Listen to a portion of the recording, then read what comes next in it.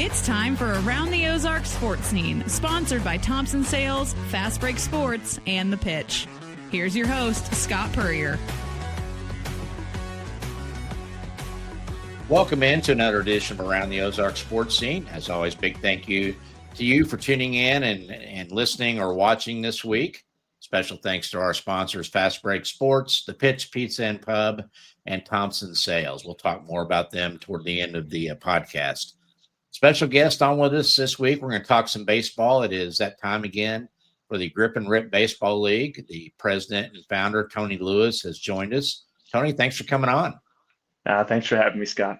Yeah, the GRBL, as it's known now, starting year 10 this Saturday out at Meador Park at Mark Worley Field. And did you even imagine when you started this thing a decade ago that you'd still be rolling along with your adult wood bat league? And you've kind of become, in my mind, the P.T. Barnum of adult baseball. I mean, with what you've done with the league and the events you have around it, the concerts, the website, the commercials, all of it. But did you envision this 10 years later when you started it? I didn't. When you have a business that's been in existence for a decade now, you would think maybe two things. It's, man, this has got to be extremely profitable, or someone is just too determined to try and get something off the ground or just has a passion in it. And I definitely fall into the latter. And it's funny, Scott, we're doing this interview decade of running this league. And you and Ned had us on before the kickoff of season 1. It was me, Justin Skinner, and John Barrett with you and Ned at the Jock radio station. So it's just great to have this thing. I don't know how other word to say besides great that we've been doing this for this long. Well, for those who don't know, the Grip and Rip Baseball League is an adult wood bat baseball league. Plays about 2 months worth of schedule starting late summer, continues in the fall. Was down at Price Cutter Park in its original years, has now moved to the Drury facility, Meador Park, Mark Worley Field, where Scott Nasby's just done an amazing job of transforming the place that you actually played as a college player for Drury back in the late 2000s into a destination baseball venue now. And I guess you couldn't be more pleased and more nostalgic about going back to your old field again this year, right?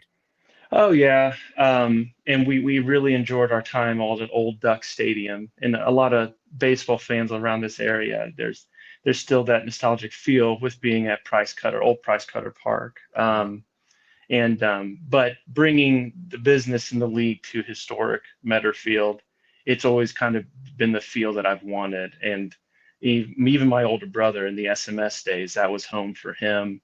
And I've actually dug up photos from the 1950s of Meador Park and how there was no large, battlefield mall or things. It was just farm fields all around Meador Park. And so there is a lot of history there. And to have this league, which is, very community-based league, to be in the heart of Springfield at a historic field that looks incredible with the work of Scott Nasby and how he's raised the money to put brand new turf on it. We couldn't be happier to be there for this full season. Yes. Well, as we mentioned, the season gets underway this weekend, opening day on Saturday at Meador Park. 6-team league again. You had your draft back in June. Kind of tell us about the turnout this year, and how word is spreading now to guys that, hey, you're not done at 21 with your baseball. You can keep playing. Yeah, and our director of communications, Ramsberger, he coined the phrase for us that we are baseball's ultimate second chance.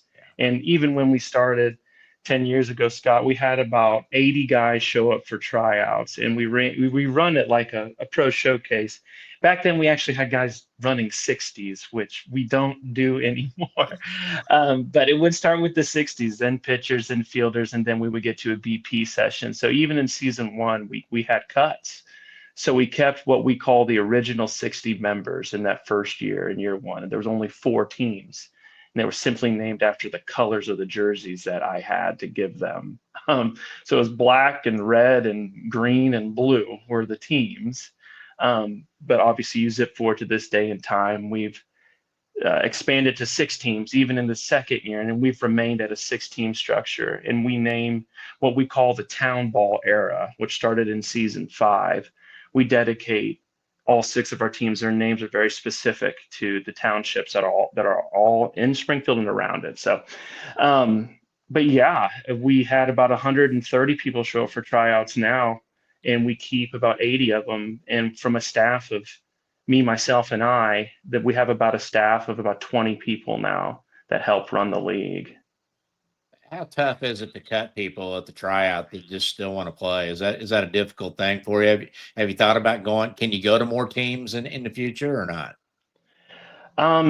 I do think it's difficult to go to more teams than what we already have, and cutting someone is never an easy thing or good thing to do. But there's also a liability factor Sure. on the field, because I will say we have an age limit of age requirement of 21, but you could be 60 years old to play in the league. We actually have had a 60-year-old person, but why I say liability is that these guys still throw 90 plus miles an hour. You will see on opening day this Saturday 2 hurlers in particular who play pro level ball who still throw 92, 93 miles an hour. That's Trey Turner and Logan Wiley, and they are local products who played D1 and also professional baseball. And so yes, to answer the question, I do feel bad for those that we cannot keep, but also you do have to have some level of upper level baseball to play. And a lot of the times that doesn't mean you have to have collegiate level experience. We do have guys only with high school experience that play, but they can still handle themselves well. They've taken care of their bodies, and they can still swing a bat and throw a ball decent. So why was the original decision, and you've stuck with it, to go wood bat over the college level with all the composites and aluminums and everything else? Now, what was that, just in case somebody was using it maybe as a means to get back to be seen possibly to competitive baseball? I would say that just really harkens back to what I see as old school baseball, old town level baseball. Back in the day, they called them farm clubs for a reason. Is that these pro teams were in little farm area rural towns, and these teams represented their towns well, and they played wood bat baseball. There was no aluminum. I really, solely from the standpoint, I'm trying to get baseball at its core. We haven't changed much at all. With ticket prices are still $5 for anyone, and kids get in 12 and under free. We give quarters away for foul balls, which is something I did as a kid, and so I'm really just trying to get that nostalgic feel back for these guys when they play. And one of the biggest rewards is that they get to play in front of their wives and their kids when they never got to do that before. And that's the biggest reward, is to see that, how should I say, those feelings and those conversations between a parent getting to see their son play ball again, or a kid asking for a player's autograph, and it just so happens to be their dad's. I think that's pretty amazing thing that we get to do for our guys. Well, you do have a day job. You are a Springfield Community Bank president with Bank of Missouri. Do you find yourself in slow times kind of daydreaming over the GRBL side, and what can I cook up for season 10, season 11, season 12? Yeah, so I am the president of the Springfield market for Bank of Missouri. I worked for Great Southern Bank before here, really another great local bank, and I found the commonality that I see with my day job that pays me every 2 weeks, and what Grip and Rip does, is that it's a community progression type feel, and that's what I'm all about. I'm all about trying to progress the community in the best way I know how. And that's through lending, but then also through the lens of baseball. And that's what I know. And so I like to spin it as, like, even though it is separate, I kind of see it as one is the same. It's all about trying to put Springfield on the map in a way. And the best way I know how to do that is through baseball. Well, your love for the game is apparent, and it's been that way for years. You former Glendale High School standout, went to Missouri State with Keith Gutton's team for 3 years, I believe, with the Bears. Yeah. Mm-hmm. And back when in their heyday of kind coming right off the College World Series appearance, right? I think. Yep, I was a senior in high school when they made that College World Series Yeah. run. And then my freshman year at SMS, still back then. Yeah, I don't care if that makes me sound old. I like to Yeah. say that I went to SMS. I'm an SMS grad. Yeah, I get it. Yeah. But I was there for the name change. But yeah, my freshman year in Missouri State was the opening of Hammons Field. Yeah. And then I think, as you know, but maybe not your listeners do know, is that I did transfer to Drury for their inaugural baseball year. I followed my old high school coach, Mark Stratton, over there, and we had a very successful campaign in that inaugural year for that team. I think that is an understatement. I mean, it's one of the most incredible stories in college sports. A first-year baseball program at Drury in 2007, winning the Great Lakes Valley Conference postseason tournament and going to the NCAA regional in Akron, Ohio. I think won 2 games, right? In Akron, went 2-2, maybe. You cut out just for a second. You said what now? I think The last thing? went 2-2 in Akron, I think. Yeah. Yeah. Yeah. And you were senior captain on that team. And one of the iconic photos I happened to grab of you and Coach Stratton embracing with a jug of cold water pouring over both of you in celebration. But, when I look at the grip and grip, it's hard to say fast, grip and rip league rosters, it's still sprinkled with some Drury names there, Harrison Waters and Caleb Cole and guys like that. Brett Gallion is back. Brett Gallion, yeah. Some of the original Drury crew there. Is it in their blood, or do you kind of coax each one of them every year? Hey, come on, we got one more in. Let's go. Because you're playing again too. Oh yeah.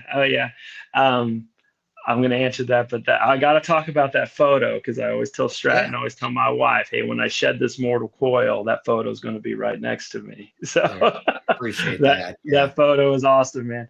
No, but you asked, do I have to coax a lot of these guys into playing? I'd like to say no, not so much. But if you're a baseball player in this area and I run into you, I will try and recruit you. And I think there's a lot of guys who, they either don't have the itch anymore, or they've kind of moved on, or they're afraid that they're really going to severely hurt themselves with arm trying to throw as hard as they can off a mound, which I don't blame them. But it's hard. It's hard for people to not scratch that itch, and that's why I've created the league I did. Scott, we as a baseball player, and I'm sure everyone else in their own respective sports, that when you put in minutes and hours and days and years into a sport, and then to have it to be ripped from you, whether someone tells you you're not good enough to go into college and play, and then when you're in college to say you can't play pro level ball, that's pretty traumatic for someone, for that to happen. That's a very traumatic event. And a lot of the times it happens when guys are really young and their maturity hasn't fully formed.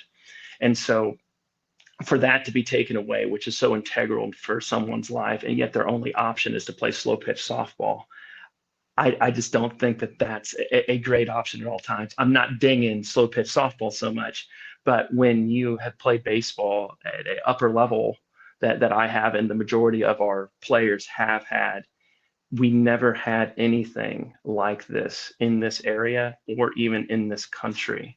I've studied this business structure and what we do, and I love the Savannah Bananas. Hey, I'm not saying anything that what they don't do is a fantastic show, and they do a fantastic job. They're introducing new people to the game. But what I will say for our league is that we're very pure. We're a purist level of the sport. And I told the guys before they're getting ready to kick off this opening day, this Saturday, is between the lines, between the diamond. That's all you. I'm not going to mess with the game within the lines, but outside the lines, it's a show. And that's all for me and my staff to play with. But yeah, to say that I try and get people to come and play, I do, because as soon as that first pitch is thrown, these adults turn into kids, man. It's pretty amazing to see. So you guys got to be either at or pushing 40, some of the old Drury guys.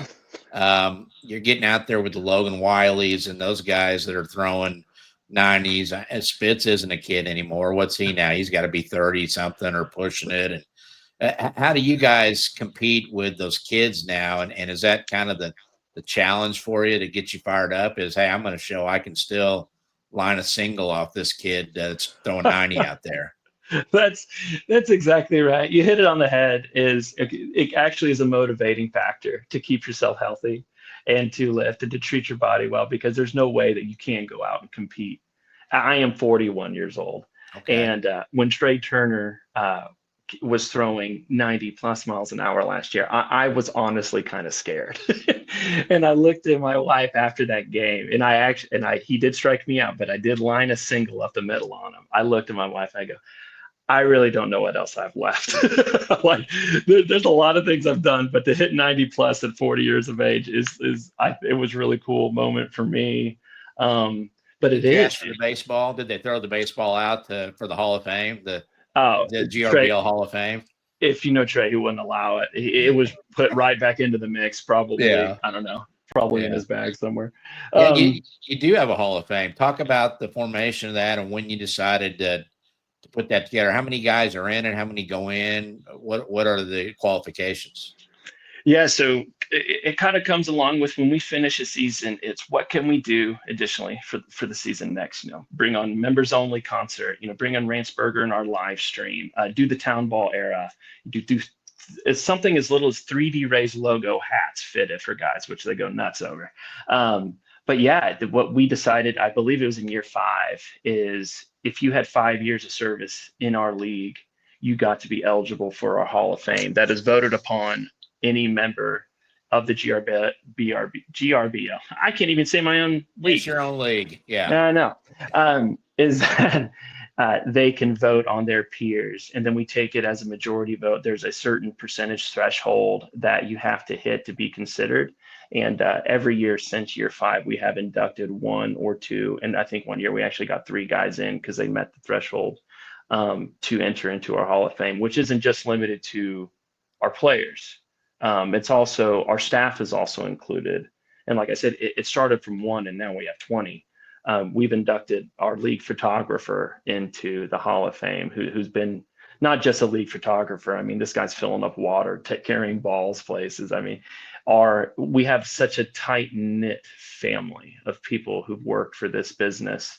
And we like to honor not only the players, but the staff. But yes, players have, it's another placeholder that they can place on their desk behind them if they get in the Hall of Fame. So yeah, they get plaques and everything. Is pretty neat. Well, I think that, if we got to do a GRBL Mount Rushmore, you would be up as the founder and still playing. Justin Skinner, the former Hillcrest and Drury standout, former teammate of yours, would he win 3 titles, I think, as a player manager or combination? And who else would go up there? There's 2. I definitely got to tip the cap to two people in the division. They are, one is a player, staff member, Harrison Waters. Yeah. He was even filming commercials when I was doing this business for kids, doing hitting leagues and summer camps. And the quality of his commercials are well outside of my budget. And so, but we'd like to do something every single year. And so not only from the player perspective, which Harrison can still crush the ball, him as a friend and a staff member, he is on Mount Rushmore. And I couldn't say it without Ranceburger as well. He is one of those guys that puts in the time and doesn't ask for anything at the end of the day. I'm actually shocked that we had a ask, right? Yeah. But I would say there's a lot of other names that can go up there from even for staff perspective. My wife would go up there first and foremost. Yeah. Kevin Robertson, he's been integral on raising money for the league. And then there's a whole slew of players. I'd say Austin Kendrick, who's now an administrator over in Branson. He's been with us since season 1. I could even say all the original 60 guys who's been on this ride with me for the last 10 years. And that's the coolest thing is Mount Rushmore has 4 faces on it. We could have easily 60 faces on this league, and that's what I love about it. What's new for this year? What did you cook up that maybe fans will see differently in season 10? So what I did pick up, I did go see the Bananas pack Kauffman Stadium I was in, I think the farthest away from home plate I've ever been watching that game.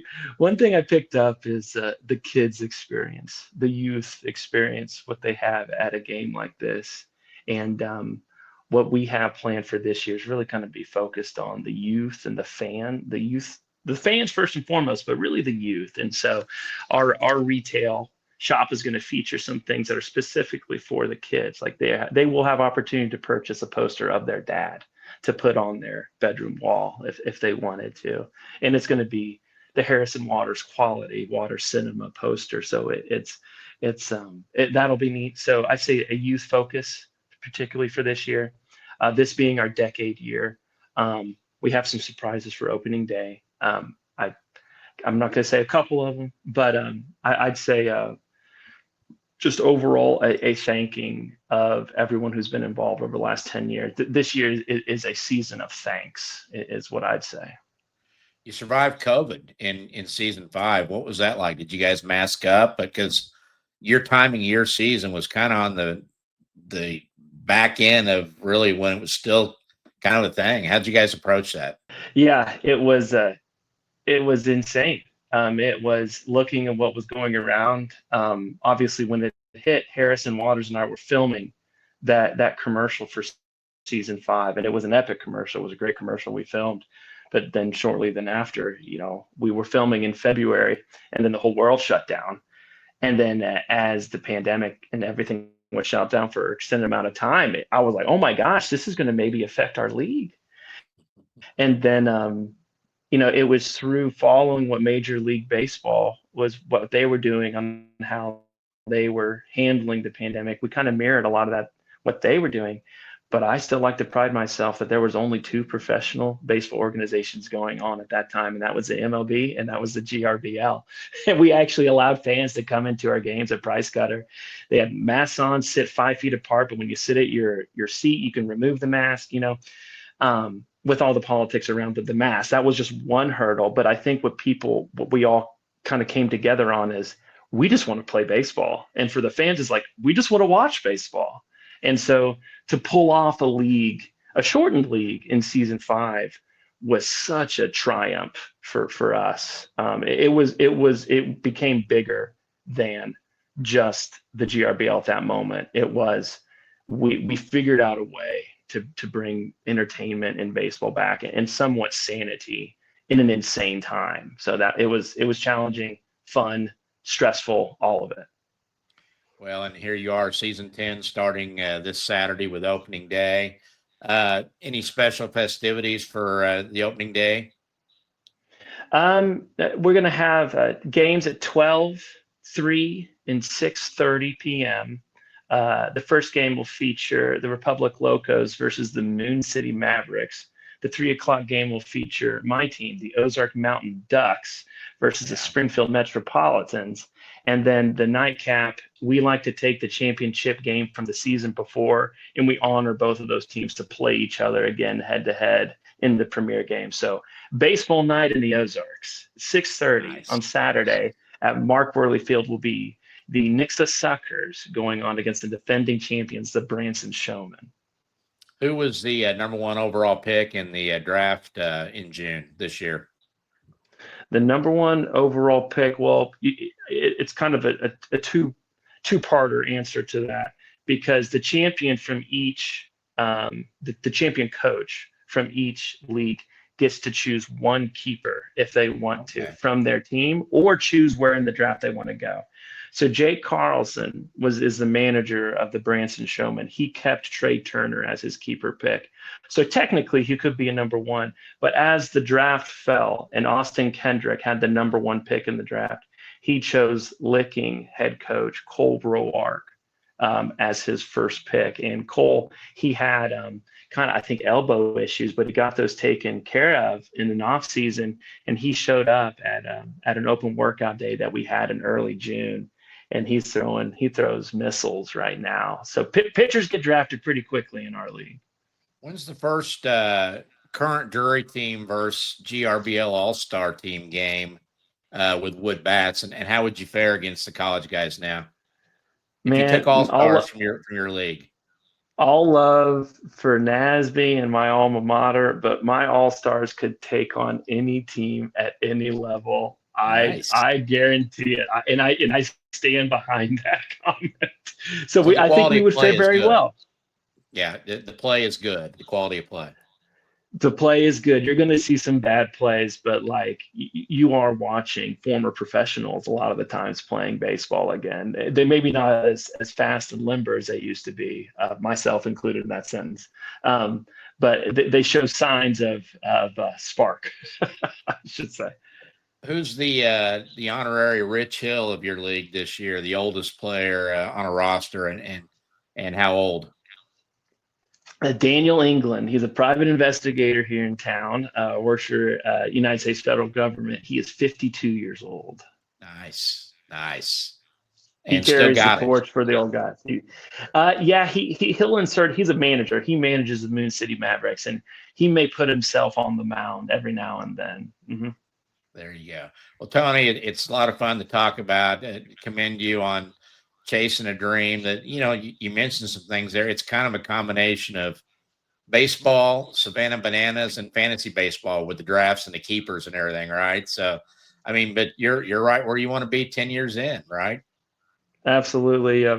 Who knows what happened? I always am that kid at heart. I always thought I was going to play MLB baseball, but if that would have happened, this would have never happened. And so I think, as my wife, she owns Sumit's Hot Yoga here in town. We're big believers in karma, and so we believe that this is such a good karma thing for our area.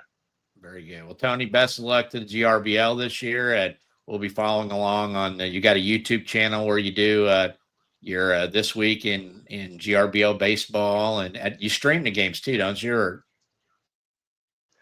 you do Yep, stream the games. YouTube backslash yes at the GRBL, and then you can also find links on our website at theGRBL.com. And our live stream is brought to you by our league sponsor, Henry's Towing, Central Bank, and Bank of Missouri, as well as a slew of other sponsors. But yeah, Ranchburger does our live stream, and it is completely free. Mm-hmm. Very good. Hey, best of luck to you, Tony. Thanks. Hey, thanks, Scott. You bet. Tony Lewis, the founder and president of the the Grip and Rip Baseball League. I almost got my banks and my baseball leagues confused there, but does a fantastic job. And hats off to him for following that dream and still going strong here 10 years in.